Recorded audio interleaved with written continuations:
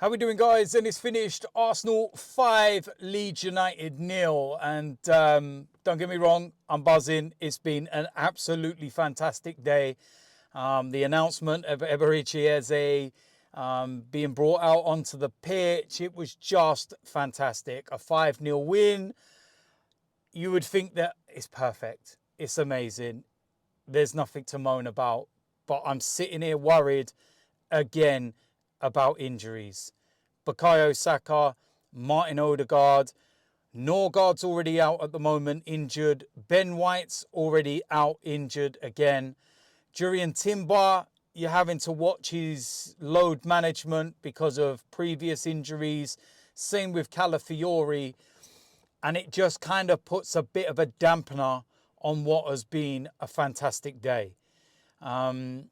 The Odegaard injury, I think he picked it up when he got fouled by 2 Leeds players and it looked like he fell heavily on his shoulder. So I'm looking at that and I'm thinking, okay, it could well be, you know, just a muscle injury. He's pulled something and it's not going to be, you know, the end of the world, shall we say.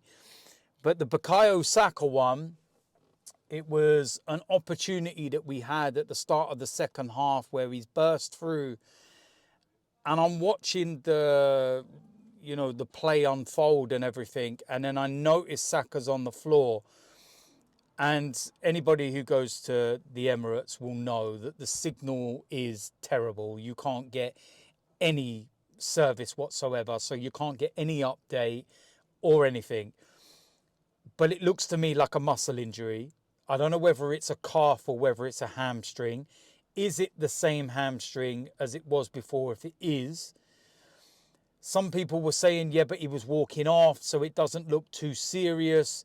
But he was also walking off against Crystal Palace, albeit limping a lot more, and you kind of sensed it was more serious. But I wouldn't take a player just, walking off as, oh, they're fine. Because it doesn't mean that at all. And the one thing I will say is that I thought Noni Madueke, when he moved to that right-hand side, when Saka went off, played really well. So that's a bonus, that if you can get Madueke playing, if Saka is out for a period of time. Max Dowman, 15 years old. And look, we're not going to be pinning all our hopes and dreams on a 15-year-old. We have to understand the situation and the reality, but again, he comes on and he does things. Won the penalty for the 5th goal, and he's just a constant problem. 15 years old and he's doing that in the Premier League. Come on. So yeah, that's why I feel a little down, just because of those moments and them, bit of bad news. And we've got Liverpool next week, and that's kind of on the mind as well. Positives, Victor Gyökeres with a couple of goals. Nobody's going to talk about the miss in the first half because he scores 2 goals. And when you see him take the penalty in the way that he did, you kind of realise as well why he never missed a penalty for Sporting and why there has been talk that he's going to be taking over full-time from Saka. That may well take care of itself if Saka's out for a, period of time and Gyökeres takes over, penalty duty. But it's just, yeah, like I said, I'm really buzzing about the result. In terms of the performance, I thought the opening 10 minutes, we came out flying. It looked like one of those performances we're like, right, we're on the front foot. This is good. And then we had a 25 minute spell where we were kind of very flat and we were very much in the same situation as before last season, what I would say, where we're coming up against a side that's sitting deep and they're basically saying, break us down. And we were struggling. And then we go and get the first goal, set piece again, ole, ole. But listen, at the end of the day, set pieces are a part of football, aren't they? And listen, we're just very good at them.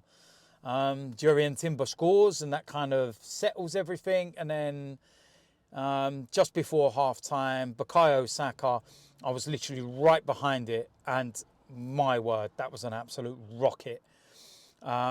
And you get that second goal and you feel like, okay, that's the game exactly where you need it now. Leeds will have to come out a little bit.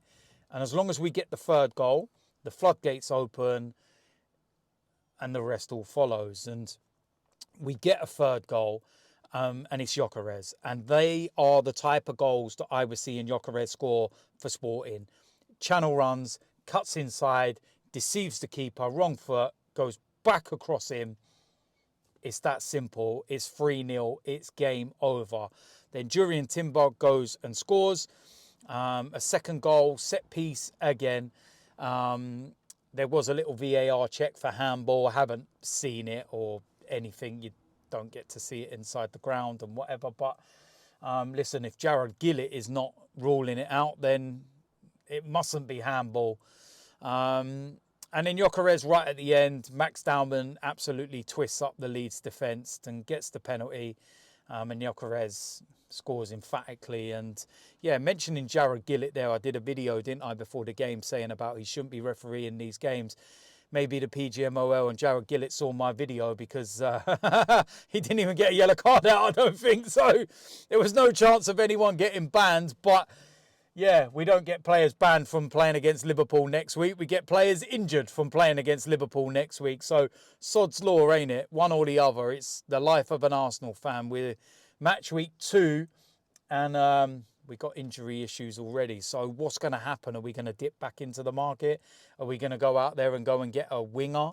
Are we going to look at, Malik Fofana? Are we going to look at Rodrigo? I don't know. I really don't. I think that the fact that Martinelli didn't come on could well be an indication that he may well be moved on. Maybe I'm reading too much into that. But yeah, at the end of the day, when you're looking at him being a senior player and somebody like Max Dowman coming on instead at 15, Martinelli could play on the right-hand side. But that's not what Arteta did. So am I reading too much into that? Or could his time at Arsenal be coming to an end? But yeah, it was one of those. And like I said, what I'll finish on is the Eberic Eze gets announced. The video, I have seen the video.